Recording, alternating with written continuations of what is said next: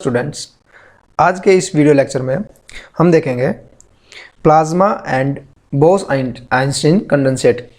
ये हमारे मैटर के ही स्टेट्स हैं, दो फर्दर स्टेट्स। अभी तक हमने मैटर की सॉलिड, लिक्विड और गैसियस स्टेट के बारे में जाना है, ठीक है। लेकिन दो और भी स्टेट है हमारे पास जो कि plasma and boss Einstein condensate है, जिसके बारे में अभी हम अच्छे से पढ़ेंगे। Plasma and boss Einstein condensate, ये मैटर की स्टेट हमारे पास किस तरह से मिलती है या हमें क्या प्रोसेस करना पड़ता है मैटर की ये स्टेट बनाने के लिए, ठीक है।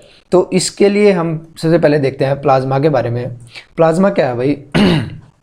This state consist of super energetic and super excited particles. These particles are in the form of ionized gas.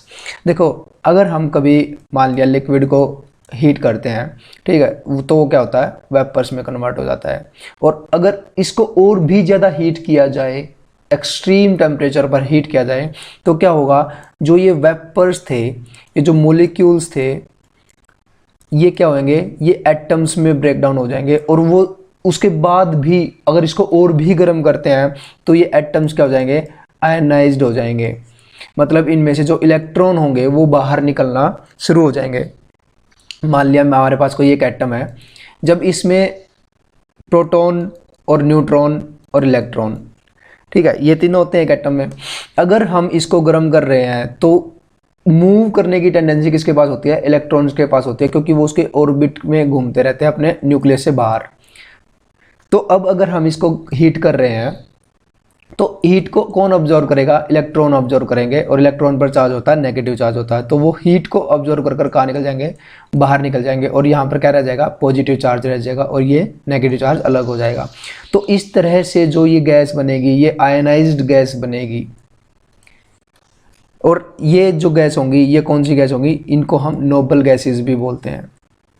ये आयनाइज्ड गैसेस कौन सी होंगी, नोबल गैसेस भी होंगी। और नोबल गैस किसको बोलते हैं हम, वो गैसेस जिनका ऑक्टेट कंप्लीट होता है, वो क्या कहलाएंगी, नोबल गैसेस कहलाएंगी। तो प्लाज्मा कब बनता है, जब अगर हम किसी एटम को एक्सट्रीम टेम्परेचर पर हीट करते हैं तो उसका क्या हो जाता है, आयनाइजेशन हो जाता है। और वो उसके बाद जो हमें मैटर मिलता है वो क्या कहलाता है, प्लाज्मा मैटर। क्या कहलाता है वो, प्लाज्मा कहलाता है। अगर प्लाज्मा के कुछ एग्जाम्पल्स की बात करें कि ऐसे कौन से एग्जाम्पल है जिनमें हमें ये पता चलता है कि ये जो भी मैटर हमारे पास ये प्लाज्मा से बना हुआ है।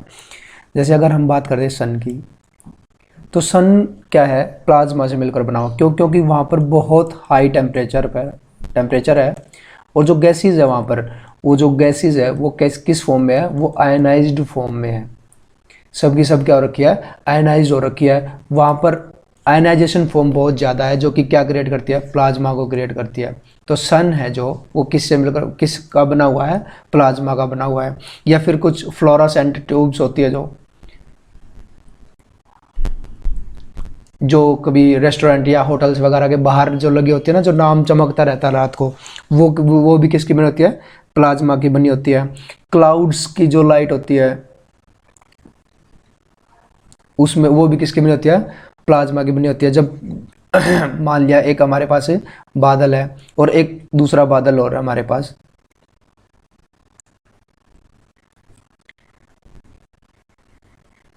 अगर ये दोनों बादल जब आपस में टकराते हैं तो ये मान लिया हमारे पास पॉजिटिव चार्ज का बादल था और ये हमारे पास नेगेटिव चार्ज का बादल था। जब ये आपस में टकराते हैं तो क्या होता है, चार्ज ट्रांसफर होता है, ठीक है। और इसके आसपास का एनवायरनमेंट क्या हो जाता है, आयनाइज्ड हो जाती है वो गैसेज, और जिसकी वजह से यहाँ पर इलेक्ट्रिसिटी जनरेट होती है, बिजली चमकती है, कड़कती है। वो किसकी बनी होती है, वो प्लाज्मा मैटर की बनी होती है। अगर हम बात करें हमारे यूनिवर्स में जितने भी स्टार्स हैं, किसके बने हुए हैं, प्लाज्मा के बने हुए हैं, सब के सब। अगर परसेंटेज में बात करूँ तो मैं हमारा यूनिवर्स 99.9% किसका बना हुआ है, प्लाज्मा का बना हुआ है। इसके बाद हम देखते हैं Bose Einstein condensate. Bose Einstein condensate है जो, वो दो साइंटिस्ट ने मिलकर इसको क्या किया था, बनाया था जो कि एक थे सत्येंद्र नाथ बोस, जिन्होंने 1920 में कुछ ऐसे स्टैटिस्टिक्स निकाले थे जिनसे उन्होंने क्या किया था, फिफ्थ स्टेट ऑफ जो मैटर है उसके बारे में कुछ डिस्कवरी करी थी, कुछ ऑब्जर्वेशंस करी थी। तो उन्होंने क्या किया, अपना एक लेटर लिखा किनको, एल्बर्ट आइंस्टीन को, जिसमें उन्होंने इस मैटर के बारे में, इस स्टेट के बारे में बताया था। तो इन दोनों ने मिलकर इसके बारे में क्या किया था, दोनों ने मिलकर इस चीज़ के ऊपर काम किया और उन्होंने फिफ्थ स्टेट क्या बनाई, बोस आइंस्टीन कंडेंसेट। तो इन्होंने ऐसा क्या किया था कि जो बोस आइंस्टीन कंडेंसेट है वो मैटर की स्टेट ऑब्जर्व करी। तो इन्होंने किया, it is found by cooling a gas of extremely low density about 1000 density of normal air to super low temperature. बहुत से मतलब सुपर लो टेम्परेचर पर, या हम बोले तो एब्सोल्यूट जीरो टेम्परेचर पर इन्होंने क्या किया, इस कुछ जो मैटर था, कुछ स्टेट थी, उसको क्या किया, उन्होंने गर्म किया, सॉरी कूल किया। ठीक है, मतलब कि एब्सोल्यूट जीरो टेम्परेचर कितना हो रहा है, 0 डिग्री केल्विन, या बोले तो 273.15 डिग्री सेल्सियस, -273। ये क्या है, एब्सोल्यूट जीरो टेम्परेचर। अब लो डेंसिटी की बात कर रहे हैं यहाँ पर। अगर देखो डेंसिटी अगर ज़्यादा रखी तो लिक्विड फॉर्म को बनने के लिए 3 ऑब्जेक्ट्स की ज़रूरत पड़ती है, 3 डायमेंशन की ज़रूरत पड़ती है उसको लिक्विफाई करने के लिए। अगर डेंसिटी कम रहेगी तो ऐसा इन्वायरमेंट क्रिएट हो जाएगा वहाँ पर कि वो कूल होने के बाद 3 डायमेंशन स्टेट नहीं बना पाएंगे, या 3 ऑब्जेक्ट्स आपस में कोलाइड नहीं कर पाएंगे, 3 एटम्स कोलाइड नहीं कर पाएंगे, जिससे हमें क्या मिल जाएगा, वहाँ पर एक ऐसी स्टेट मिल जाएगी जो कि बहुत से लो टेम्परेचर को कूल करने के बाद भी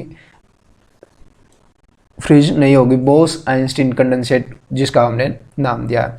अब जो प्लाज्मा है, प्लाज्मा क्या है, हमारे पास जो सन है और क्लाउड है, या जो बोलो तो प्लाज्मा हमारे पास 2 स्टेट्स में मिलती है। एक तो फुल्ली आयनाइज्ड प्लाज्मा होता है और एक पार्शली आयनाइज्ड प्लाज्मा होता है। जो फुल्ली आयनाइज्ड प्लाज्मा है उसमें प्लाज्मा क्या है, उसकी जो डेंसिटी रहेगी प्लाज्मा की वो कैसी रहेगी,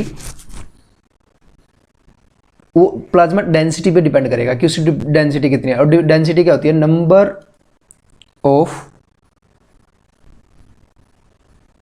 free electrons divided by per unit volume. तो ये क्या कहलाएगी, इसकी डेंसिटी कहलाएगी। अगर डिग्री ऑफ आयनाइजेशन की बात करें, डिग्री ऑफ आयनाइजेशन की बात है कि जो गैस है हमारी वो कितना पार्ट उसका आयनाइज्ड हुआ है, कितने पार्टिकल्स उसके आयनाइज्ड हुए हैं, इसको डिनोट करते हैं हम अल्फा से।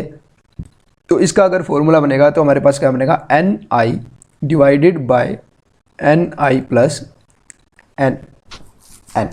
जो Ni है वो क्या है, नंबर ऑफ आयंस, क्या है ये, नंबर ऑफ आयंस। और जो N ऑफ N है वो क्या है, number of neutral atoms, number of neutral atoms.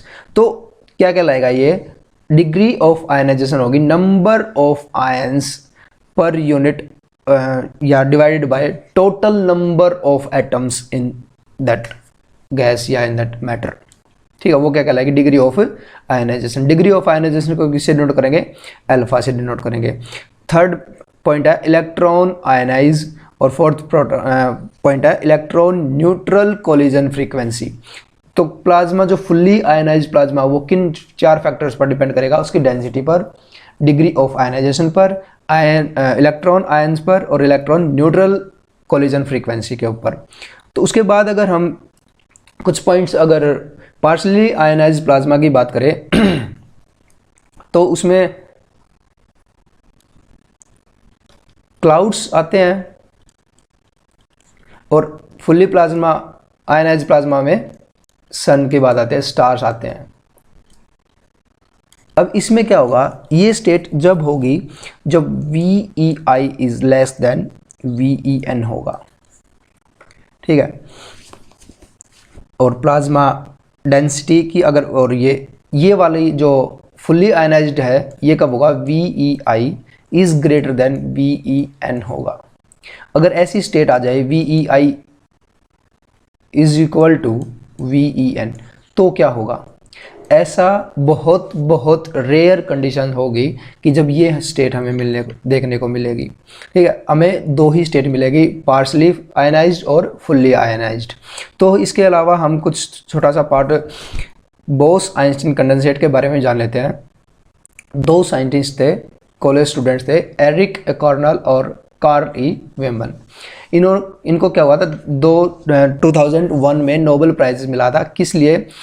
इन दोनों ने रुबिडियम को क्या किया था, बहुत ही लो टेम्परेचर पर क्या किया था, इन्होंने कूल किया था। क्योंकि जो बोस आइंस्टीन कंडेंसेट है वो मैटर की स्टेट में कब मिली है? मैटर को, उस ऑब्जेक्ट को, उस एटम को कूल करने के बाद मिली थी। ठीक है, तो इन्होंने क्या किया था, रुबिडियम को 170 नैनो केल्विन टेम्परेचर पर कूल डाउन किया और उसको कंडेंसेट किया। फिर कुछ दिनों बाद वॉल्फगैंग कैटल थे, जो उन्होंने सोडियम के ऊपर यही एक्सपेरिमेंट किया, जो कि क्या, जिसकी वजह से इनको क्या मिला, 2001 में नोबेल प्राइज मिला था। तो जो बोस आइंस्टीन कंडेंसेट है, ये बोजोन एलिमेंट्स या बोजोन गैसेस को कंडेंसेट करके बनाया जाता है। बोजोन गैसेस कौन सी होती है? जिनका प्रोटॉन, न्यूट्रॉन और इलेक्ट्रॉन का सम क्या है?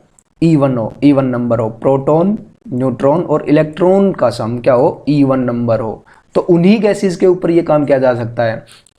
और एब्सोल्यूट जीरो क्या होता है? 0 केल्विन या 273.15 डिग्री सेल्सियस, माइनस के 273।